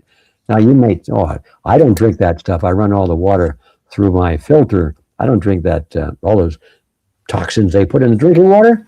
Yeah, but you take showers and baths in it and your skin absorbs it just like your stomach does. People have to wake up to the toxicity, in my view, is the biggest threat to longevity and good health. Because we're constantly loading our bodies with toxins in the air. You can't help it. You can't breathe it. But it's in the water. It's in the food. Look at the stuff they put in the food. If you can just somehow clear most of that out. And there are some good toxifiers out there. But my secret, my unsecret is that I don't like toxic things on my body or in it. That's it. The rest is, that's it. That's great. I mean, people say if you wouldn't eat it or drink it, don't put it on your body.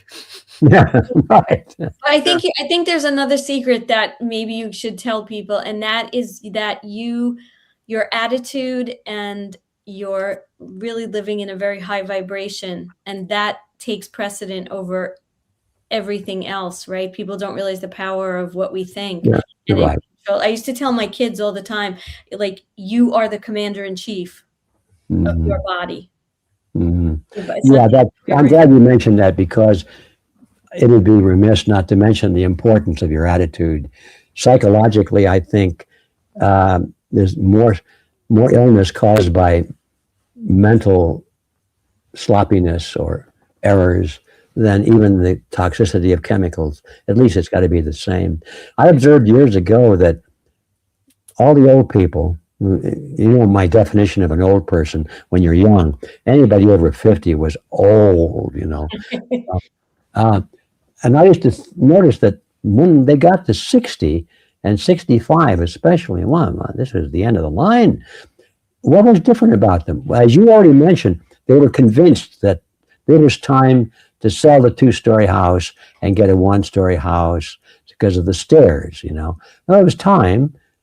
Soon we're going to need to do that, so let's do it now. I've heard that a lot of times. And yeah, they like being coddled. I had some illness not too long ago, and I thought, this is cool. Everybody wants to help me. I could just pretend like I'm feeble and all that, and they wouldn't know any better. They pushed me around in a wheelchair like they were. This is cool. I said, Edward, get your ass off of the chair and get out there. But I noticed that old people listen to what they talk about. Okay, I did that. They talk about their ailments first. The next thing is their grandchildren. Next. And then the third thing is they complain about something. Next. And then when that runs out, they start over again with their illness, their grandchildren, and their complaints. There's nothing, and they only talk about, I remember when, and and they remember this, they remember that. They don't have any plans for the future. It's always present or past tense. And I studied that in my mind. I thought, I'm going to keep focused on the future. That's what keeps you alive. What's your plan today? What are you going to do today? And what about this? I'm writing a book now. I hope I don't die before I write it, because I would be mad if that happens. I want to finish that book. I can hardly wait to finish that. I got an idea this morning. I didn't have a chance. I got some notes on it, but as soon as we're done here, I'm going to finish that page, because it's exciting to look forward to things instead of backwards. That's it. There's my secret. Look forward instead of backwards. Secret. Yeah, absolutely perfect. Well, I've just got one more question for you, because I know you've got a new book coming out as well, haven't you, called The Human Manifesto? Yes. Would you like to talk about that for a little while? What did you say? I missed that. Would you like to talk about your new book? Oh, we'll talk about it. Yes, of course. Yeah.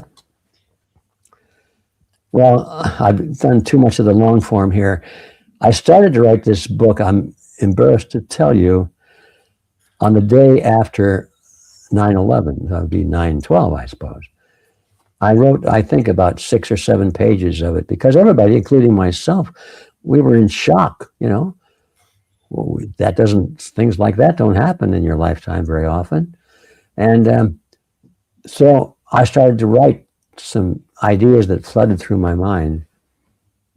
And I thought, I'm going to write a book on this. And I was going to use 9/11 as the attention getter starting point, because you probably know, people know this, writers have to catch your attention right up front. If you can't catch the writer's attention by page 2 of your book, they're probably not going to get to page 3. So page 1 and 2 are everything. And so I'm thinking, well, I'll start with 9/11. That'll be a grabber.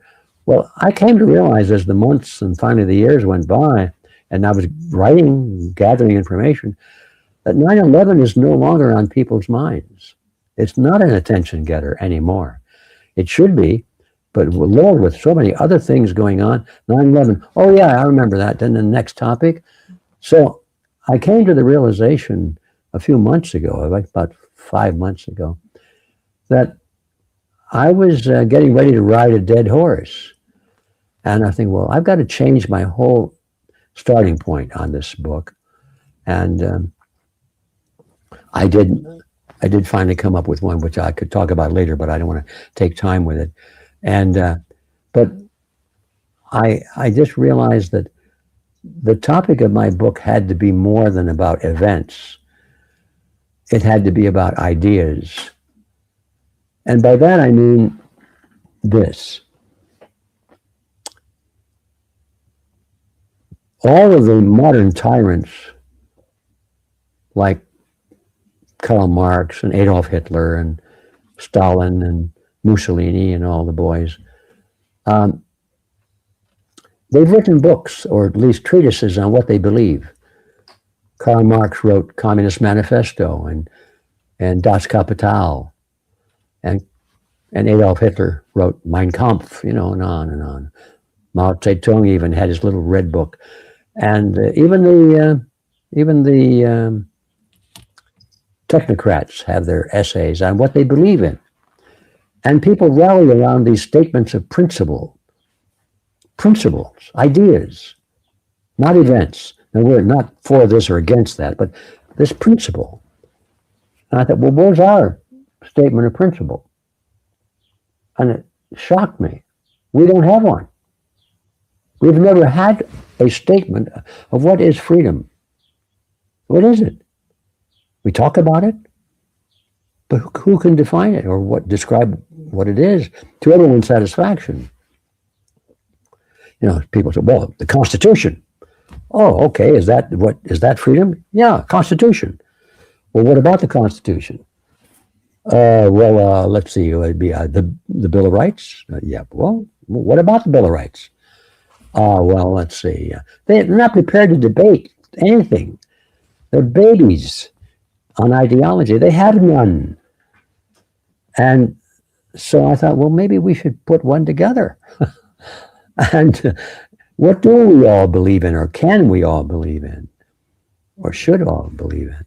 So that idea started to fester in my brain about 6 months ago until finally I decided that's going to be it. I'll see if I can do that. I think I can. And these are not my ideas, by the way. These are the ideas of the great philosophers over time. All you have to do is just read some old books and it becomes clear in your mind, but no one has brought it together and said this, we have 7 or 8 points. Now let's talk about these points. Now, what do I mean by points? I'll just give you one example. By the way, I should back up a little bit.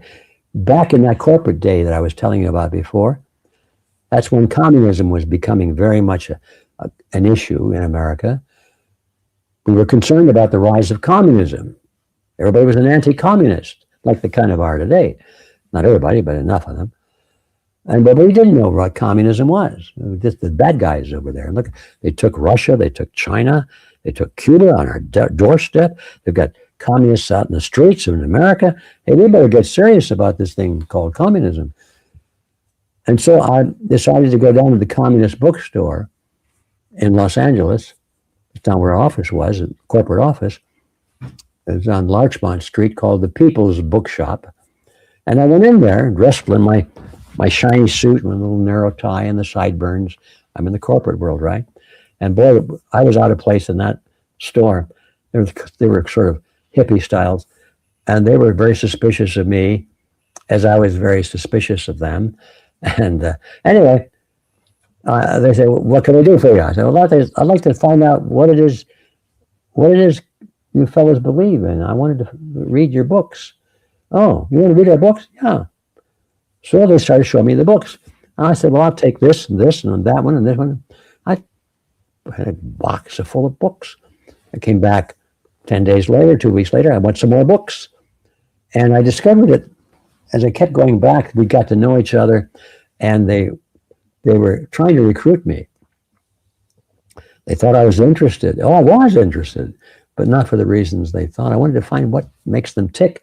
You can look at and see every time communism comes to power in a country, there are mass genocidal murders of millions of people. People lose their property. There's torture. Everything collapses. How do people keep falling for it? What is this thing? So I found out that these guys that were selling the books to me had never read the books themselves. Wow. Not really. I think they might have read Communist Manifesto or thumbed through it. But I spent a couple of weeks reading these books, and I could debate with them better than they could. They were sloganeers, in other words. They were brought into the whole Marxist-Leninist theme on slogan, from each according to his ability, to each according to his need. That's a famous statement. Join us in the crusade against racism and war. Sign me up. Okay. All these slogans against exploitation of the working man, the foul unfairness of the capitalists, exploiters, and so forth, the colonialists, and all that. Sign me up, all these idealistic things, but no information about how you do it. It's just always what you do.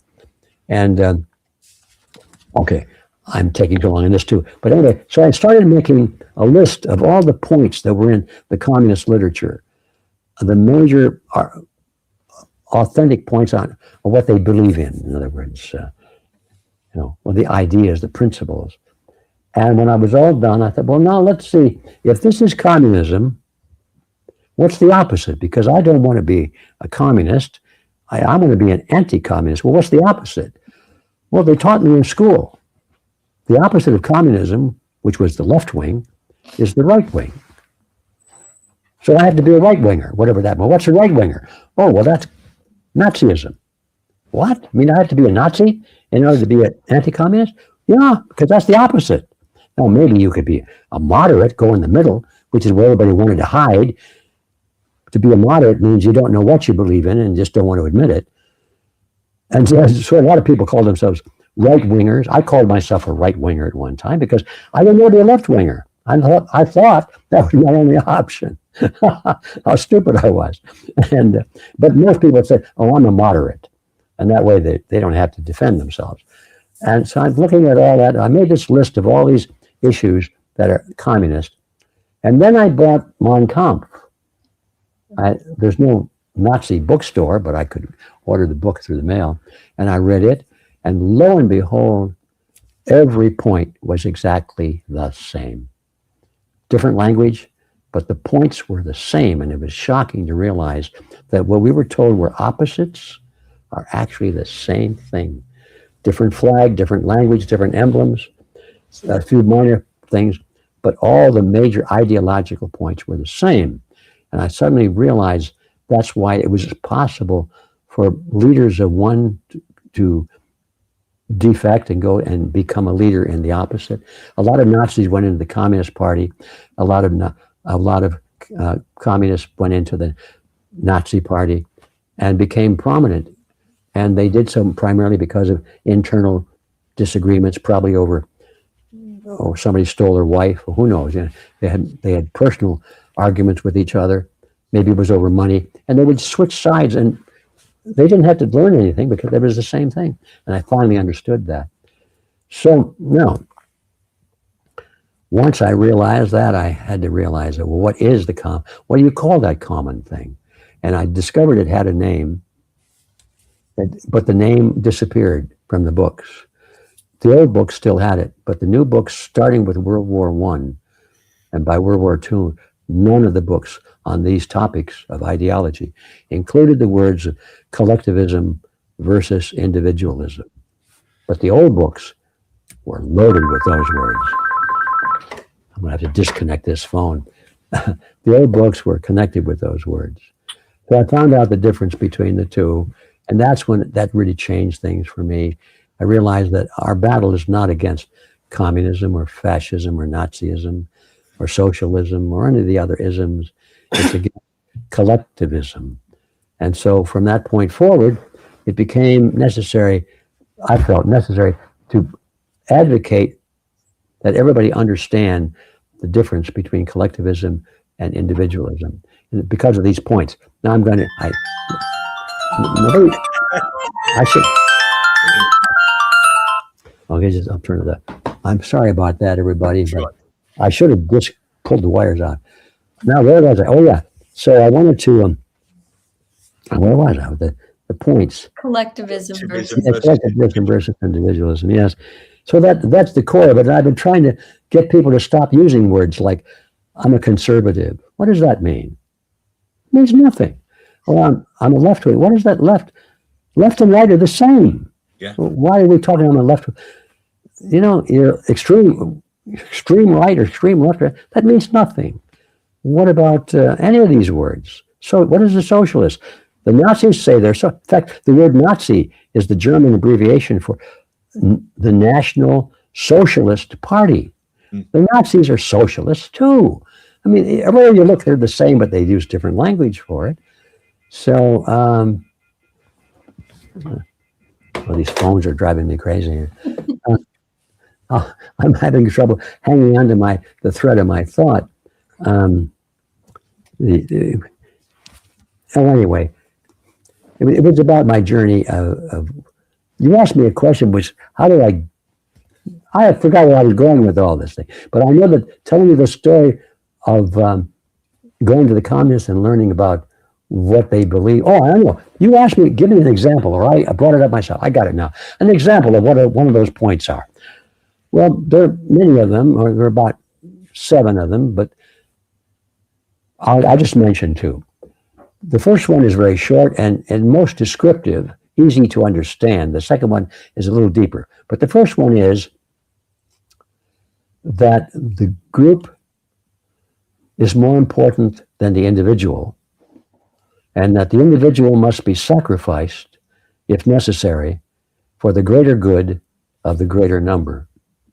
Now, that is one of the primary principles you'll find in all of these collectivist movements. They're all the same. There is no country in the world today where the majority of the population does not accept that principle. America certainly is no exception. All leading Democrats believe it. All leading Republicans believe it.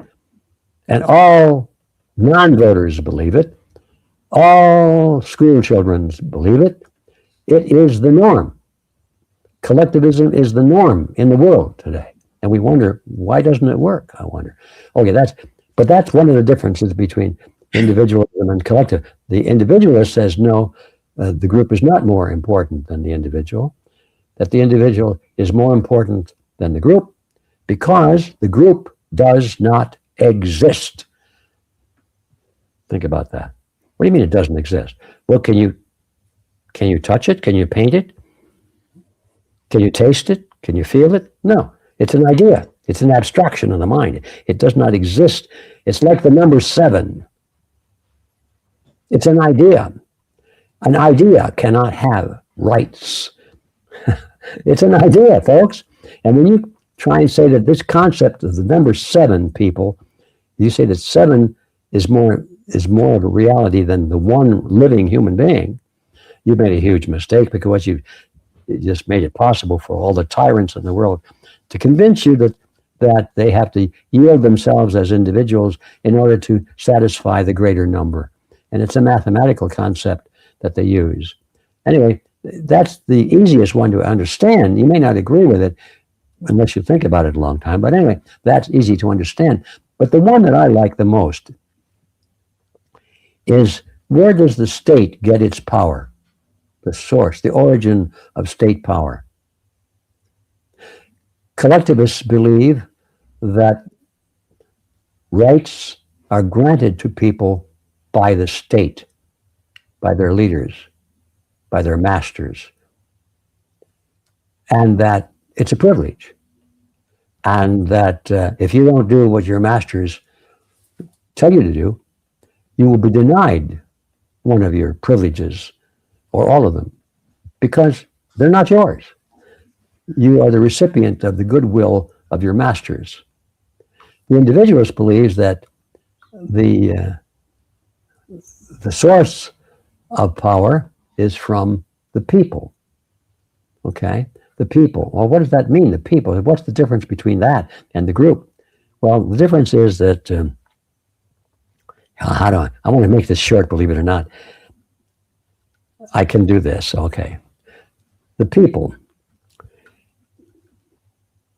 What I left out of this description, that's why I'm having trouble with it, is that what is the state? What is the state, or government, as some people like to call it? And I think most people would agree that it is the legalization of coercion. It's the justified use of physical force, even lethal force, if necessary, for the general will or the general goodwill of the nation or the people. In other words, you get together and you say, okay, we all agree that we can give guns to these people as long as they use the guns only for some things. And they will call them the police. We'll give them the army. They will do what we tell them to do. But later on, maybe they tell us what they want us to do because they got the guns. We gave it to them. That's what happens with these governments. We give them the guns and then they use them against us. Right. Anyway, if the people are the source of power for the state, for the just state, then that means that the government can't do anything that the people themselves can't do. You can't delegate a power that you yourself don't have. So when people vote for an elected representative, say, look, I can't force my neighbor to close his store on Sunday. I have no right to do that. But I'm authorizing you to do it. You pass a law. Just call it a law. And you got some votes over there. And you tell my neighbor that he can't open his store on Sunday. And if he does open his store, you can put him in prison. You see? Well, where did the state get that power? From the people, when the people themselves don't have it. So this, to me, is one of the most important single rules, or all the differences between collectivism and individualism, is that if the state can only do those things which individuals can do, that narrows the scope of legitimized government activity by a huge amount. My guess is that probably 95 or more % of all laws on the books everywhere in the world violates that principle. And we wonder how come things are not going well. We give government agents, human beings just like us, the power to kill us if they can get a majority vote to do so. And it's a big mistake. Yeah. They better have a reason to kill us. So what is the reason then? All right. How can we kill somebody or use violence against somebody as individuals? What could we use that for? Well, one of them might be to save our lives. What if they're trying to kill us? Oh, well, yeah, that'd be a reason. Yeah, you're trying to kill me, I got to defend myself. Very few people would condemn someone for defending themselves against an attacker who's trying to kill them. Okay, there's one. Defense of life. What else? Well, how about property? Well, no, forget, I'll come to property next. What about, my phone is going to go again. What about liberty? What about liberty? What if somebody's trying to make me a slave? Wants to put me on a slave ship and haul me somewhere and make me slave or die and work for them for my whole life? Would you be justified in using violence or even lethal violence to try and free yourself or to prevent it from happening? Most people would say yes. So we've got life and we have liberty. What else? Well, some people say property. And I used to say that. But then I stopped saying it because I couldn't defend myself in an argument or debate I had with somebody. Say, well, what about your pencil? If I steal your pencil, can you shoot me? Got me on that one. That's property. I'm defeated. So I word over that. And finally, I decided that, yeah, there are two kinds of property. There is one type called essential, and that means essential for life and liberty. That type of property you can, but pencils would be called convenience property, and that you cannot. Mm-hmm. So it's limited to property in the defense of life and liberty. That would be your weapon to defend yourself, your shelter to keep you warm, your food, your water, the things that you need for your life and your liberty. That's the kind of property we're talking about. But it all boils down to life and liberty. All right. That's what it boils down to.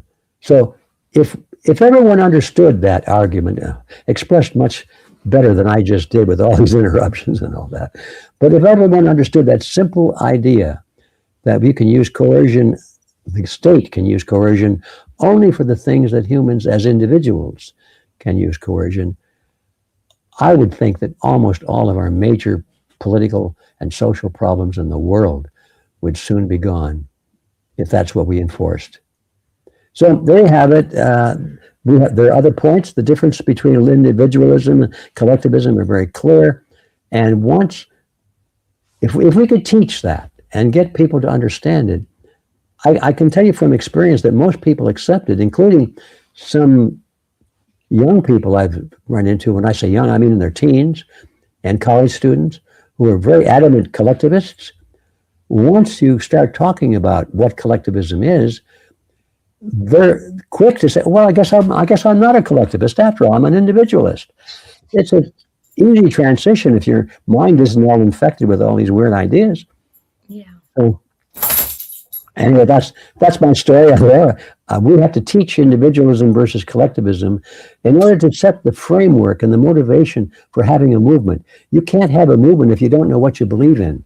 That's right. Eventually you'll be broken up and fighting each other. That's why we cannot bring organized religion into this, and even nationalism. We're fighting an international movement. We can't say this is for Americans only. I mean, we can choose to only work in the American field, but if you say, no, in our movement, you can't, you French people and you Canadians, you can't, no, this is America only, America first. No, it's not. You can have America first, but not only. That's what and so forth. All right, I talk too much, but those are things that I want people to think about. And if you come to the Red Pill Expo, you'll have plenty of opportunity, and you can see people to talk to who have different views than I do. But we're all in agreement on the idea of individualism versus collectivism. We may have different religious views. That's okay. That's not why we're there. There are plenty of churches that you can go to and work to advance your own particular faith, but ours is not one. Ours is not a church. And if you come from another country, you're welcome. Ours is not in America first, only Americans, So this is the first time I'm aware that any movement like that on our side has ever been done. Everything on our side is very keep it narrow. You don't believe you go to a different church than I do, so we don't want to deal with you. That's suicide. Yeah, that's beautiful. Well, that's amazing to have you on. I'll just go through. You've got two main websites, haven't you? This is webpilluniversity.org, and all your Webpill Expo information is on here. And your other website is needtoknow.news, which has got lots of amazing stuff on there. But is there anywhere else people can find you, Ed? Well, yes. Needtoknow.news, you just mentioned that. And realityzone.com is our bookstore. That's where we have books and videos and audio recordings on so many different topics. And that's about it. Yeah. We've got plenty of websites, but the Reality Zone is the only place where we sell things. Our Red Pill University, we might sell a ticket to something, but that's about it. And that only thing we have there to sell is an idea, which is individualism. Yeah, perfect. Well, it's great you're doing these exploration stuff. Elisa and I just did a Awakening Summit in New York. That was my first time to America in April. We're planning another one in Sedona in Arizona. So we're getting out there, getting the people involved and stuff. But just want to say one last thing to finish is General Flynn says this all the time. Local action equals national impact. People need to get involved. And I imagine 98% of the people that are watching this are doing something, using their voices, sharing information, whatever they can. But I personally have been in this game for 25 years. Elisa, about the same, 25 years. So collectively, that's 50 years, right? Ed's been in this for 60. Ed's been in this for 66 years. So all these people that, bought a T-shirt a couple of years ago, when did the arrest come in? Why aren't they, get involved, right? Get involved, yeah. We are all on this journey together, and it's all about we the people, right? Yeah. And don't be discouraged by numbers. History is always written by the very few. That's right. Yeah. That's right. Exactly that. Ed, thank you so much for coming on. It's been an absolute pleasure, sir. And thank you for everyone in the chat sharing the love. It's been amazing. They really enjoyed your story, and wonderful. Well, thank you for inviting me, and especially for being so patient and letting me ramble on like this. But it comes from my soul. I'll tell you that. Yep. There's nothing in anything I've said. I might be wrong, but I'm not embarrassed to be wrong because I feel it. It's right. Yeah, exactly. We'll keep up the good work, sir. Yeah. And you're going to be busy for the next hour, phoning everyone back, aren't you? Okay, well, thanks again for inviting me, and I hope to do this again sometime. Yes. And don't forget to sign up for at least one of the versions of the live stream of the Red Pill Expo. Yeah, brilliant. God bless you. We'll see you soon. Yeah. Okay, brilliant. Thank you. Bye-bye. Take care, everyone. We'll see you later. Bye. All right. Bye-bye.